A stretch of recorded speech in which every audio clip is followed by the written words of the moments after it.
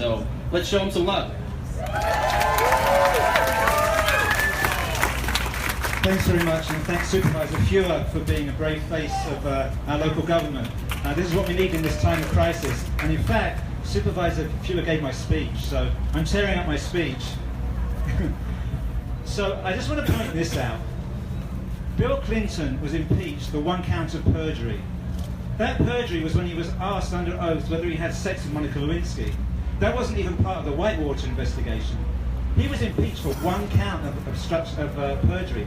And Richard Nixon, generally regarded as one of the worst presidents and certainly the most corrupt and venal of all time, was impeached for 1 count of obstruction of justice, basically because he was caught on tape saying, when he was asked whether the CIA should impede the FBI's investigation. That was it. Someone asked me this morning, so what are the grounds for impeachment? I think you've heard a lot of them, and I'll run these by you off the top of my head, off the top of my hat. Obstruction of justice for firing James Comey. Yeah. Obstruction of justice for firing Arpaio, a criminal. That's an abuse of the constitutional powers given to the president. That's not what the power of pardon is for. The president is supposed to take care, there's a take care clause in the Constitution to make sure that the laws of this country are faithfully executed. He has abdicated that responsibility and breached that clause of the Constitution by undermining deliberately the ACA and numerous other laws that were passed by my president, Barack Obama.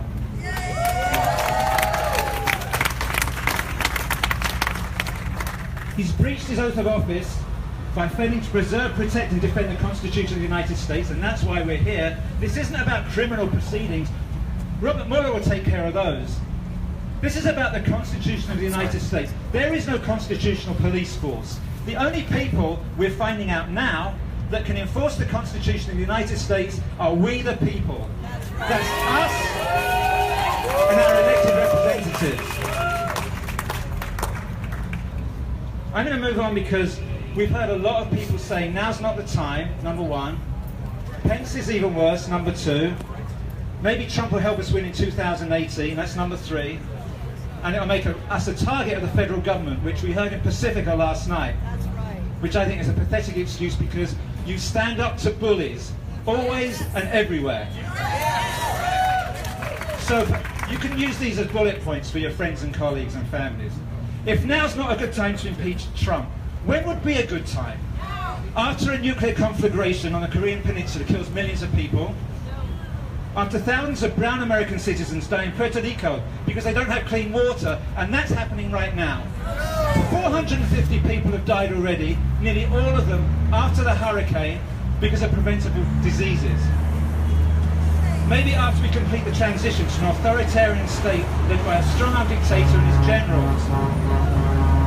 Maybe in 2018, after elections that are neither free nor fair, because the Republicans know they can't win another majority without Russian hacking, gerrymandering, voter suppression, and billions of dollars and rubles in dark money from the Mercers, the Koch brothers, and the Kremlin.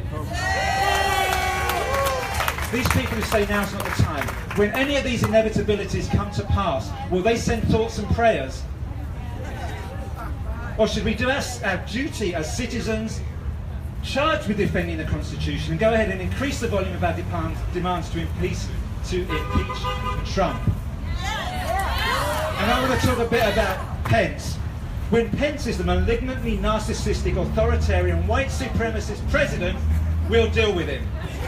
In the meantime, we'll deal with a functionally impaired sociopath in front of us who thinks his comfy chair in the Oval Office is the damned Iron Throne. Maybe you think Trump will help us win in 2018. I've got a message for you. Making a crass political calculation while our republic is under grave threat is the action of an opportunist, not of a genuine patriot who cares deeply about the Constitution, the rule of law, and the sovereignty of these United States of America. So, to finish, on another note, on another level, I have a poem. It's called Impeach Trump Poem. Comey firing, justice obstructing, Arpaio pardoning, rule of law scorning, Constitution disdaining, emoluments accumulating, impeachment awaiting, Donald J. Trump.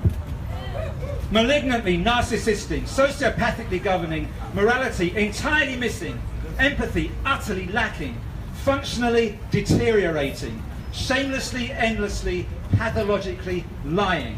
Impeachment requiring Donald J. Trump. Gold star wife accusing, alt-right empowering, very fine peopling, white supremacisting, kakistocracy enabling, look it up, authoritarianism creeping, impeachment deserving Donald J. Trump, swamp undraining, sexually assaulting, sycophants surrounding, loyalty demanding, responsibility abdicating, nepotistically governing, national embarrassment Donald J. Trump. One more. Clearly, presently endangering, existentially threatening, First Amendment assailing, nuclear warmongering, crises multiplying, world destabilizing, for his impeachment now today resolving. Not my president, Donald J. Trump.